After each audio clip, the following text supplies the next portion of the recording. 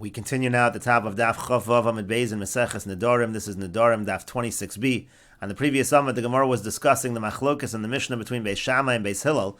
Let's say you have a situation where a person says, Kulchem Asurim, you're all Asur, but then it turns out that among the group is his father or his brothers, so the neder certainly does not apply to the father and the brothers. The question is, does the neder apply to the remainder of the group or not? Beis Shammai is strict, they say the neder does apply to the remainder of the group, and Beis Hillel is lenient, they say that the neder is completely batel, it does not apply at all.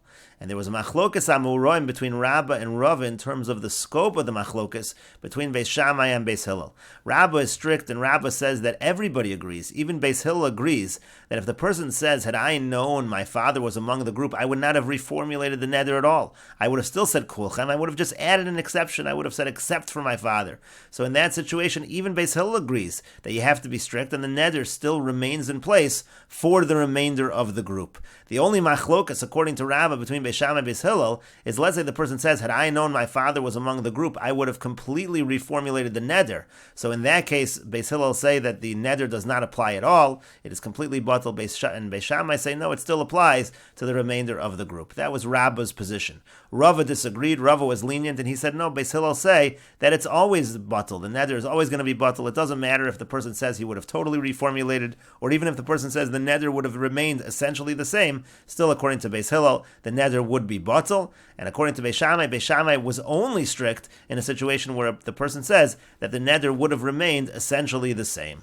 And so the Gemara now is in the middle of bringing a question against Rava's position from the Mishnah later on. The Mishnah later on is discussing the position of Rabbi Akiva. Rabbi Akiva's position is generally considered to be in line with the position of Beis Hillel.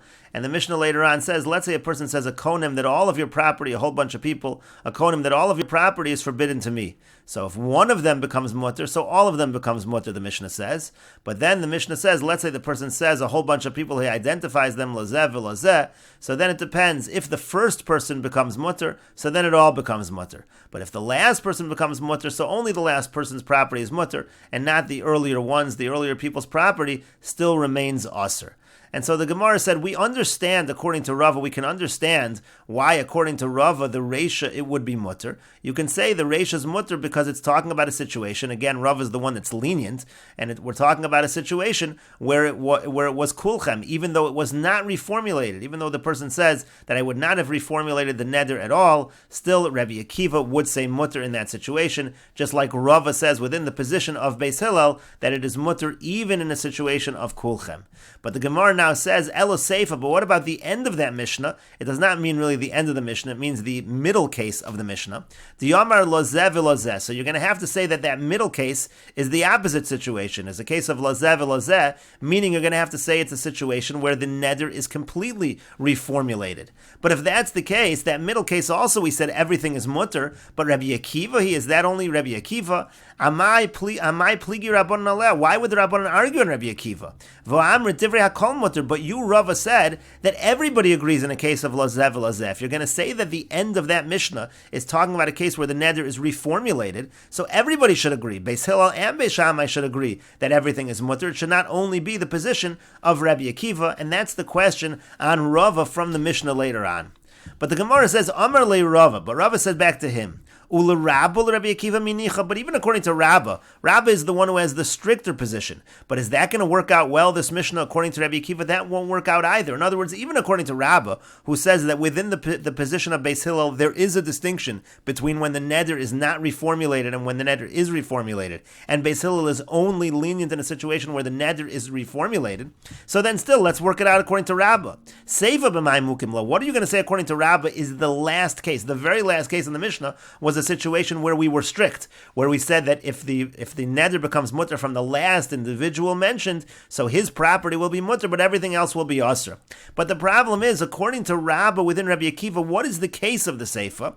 Diyamar lekulchem, the case has to be a situation of kulchem. Why does it have to be a situation of kulchem? Because again, according to Rabbah, who is the strict position, so Rabbi Akiva is strict in a situation of kulchem. That is the case where Rabbi Akiva is strict. That's how Rabbah is going to understand the very end of the Mishnah, the case where Rabbi Akiva is strict is in that particular case. But the problem is, if you're going to say, according to Rabbah within Rabbi Akiva, that last case of the Mishnah is a case where he initially said the word kulchem and he answered everything at once, but hay dinhu rishon v'hay dinhu acharon. But if that's the case, how do you even identify who the first one is and who the last one is? The whole point of the end part of the Mishnah was we make a distinction. If the first person becomes mutter, so then the property of everyone becomes mutter to him. But if the last person he identified becomes mutter, so only his property becomes mutter and not all the previous individuals' property. But if you're going to say that last case of the Mishnah is a case of kulchem, which it has to be a case of kulchem, because according to Rabbah within Rabbi Akiva, that is the case where Rabbi Akiva and Beis Hillel would be strict in a case of kulchem. But if that is the case, again, you don't have a first and last in that case because you're saying kulchem. You're saying all of you at once. And so the Gemara says, rather, Reisha da'amar l'kulchem. What you're going to have to say is as follows. In the Reisha of the Mishnah, it is indeed a case of kulchem. And this is what Rava would tell you. The Reisha of the Mishnah is a case of kulchem. It is a case where the neder was not reformulated, but still, according to Rava, we're lenient in such a situation. Even where it's not reformulated, we are still going to be lenient within the position of Rava. But Rava will explain the Seifa as follows. The Seifa, and at the end of the Mishnah, that is a completely different case that we're being strict in that case. The case over there is, it's a completely different case. A person made one neder dependent on the other neder. V'yomar ploni keploni o ploni keploni. He said so-and-so should be usher like so-and-so, meaning person number 2, his property should be usher to me like person number 1. And then he said person number 3 should be like person number 2, etc. And so then the Mishnah was simply saying, since everything depends on the earlier person, so it's always mutter from that person forward. If person number 1 becomes mutter, so since everything was dependent on person number 1, all the people down the line are now mutter. This has nothing to do with reformulating the neder or not reformulating the neder. This has to do with a specific case. This is how Rav explains the Mishnah.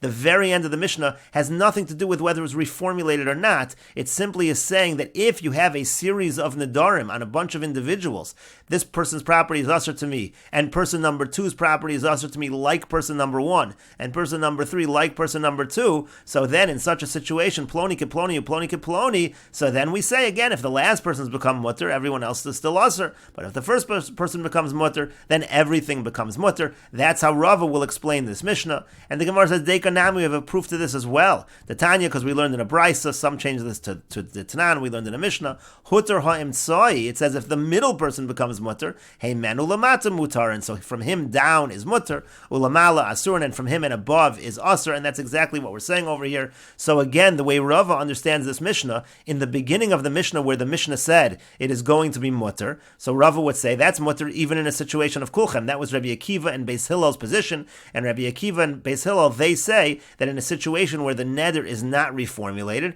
it is going to be mutter in that case, and Beis Shammai of course is strict, and the Mishnah later on is not following Beis Shammai, it is following Beis Hillel. And the problem according to Rava is the very end of the Mishnah. Why at the end of the Mishnah do we say that there would ever be a prohibition? Let's say, for example, the last person in the chain becomes mutter, so we still say everyone previous is usher. But the problem was, according to Rava, don't we say within Beis Hillel and don't we say within Rabbi Akiva that always the entire neder is batel and it's all mutter? And again, the Gemara is answering, no, the Seifa is a completely different situation. It's when the person sets up the nedarim that they're dependent one on the other. It has nothing to do with the reformulation of the neder, and that's why we say that in that particular situation, if the last person becomes mutter, the previous ones will still be usher.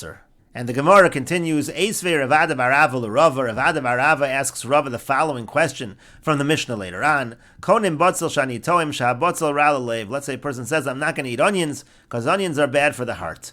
Amrulo, they say to him, Valo kufri yafilalev, but isn't the kufri onion that's good for the heart?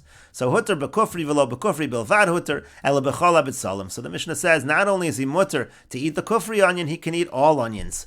Ma'isahaya v'tiru Rabbi Meir bechola b'tzalim. There was an incident, and Rabbi Meir said he can eat from all onions. Now Rabbi Meir is generally understood to be in line with the position of Beis Shammai, and here you have a Mishnah that's being completely lenient and saying that the entire neder is batel according to the opinion of Beis Shammai. And so the Gemara now asks, my lav is it not? The person says, had I known that kufri was good for the heart, I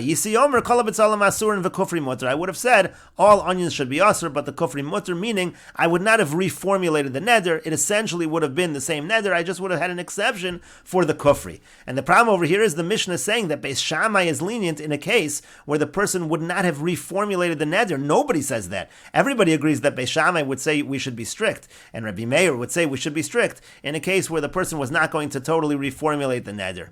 And so the Gemara answers very simply, lo no, ba'omer ilu hayisi yodeya shakufri yafel alev. Rather, it's where the person says, had I known that the kufri was good for the heart, hayisi omer, so then I would have said as follows. I would have totally reformulated it.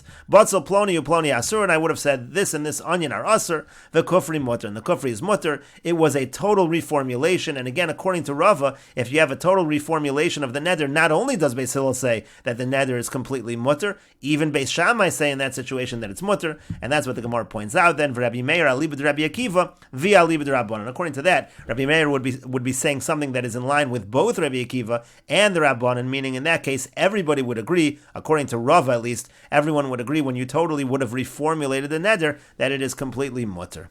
And the Gemara continues, Eisvei Ravina l'Rava. Ravina asks Rava the following question. This is from a Tosefta. Rabbi Nosson Omer, Rabbi Nosson says, Yesh neder shemiksaso mutter miksaso aser. There are nedarim where it's made partially mutter and partially aser. Ketzad how so? Neder min kalkala. Let's say a person makes a neder from a basket, and we'll continue this discussion in the next video on Daf Chav Zayin Amud Aleph.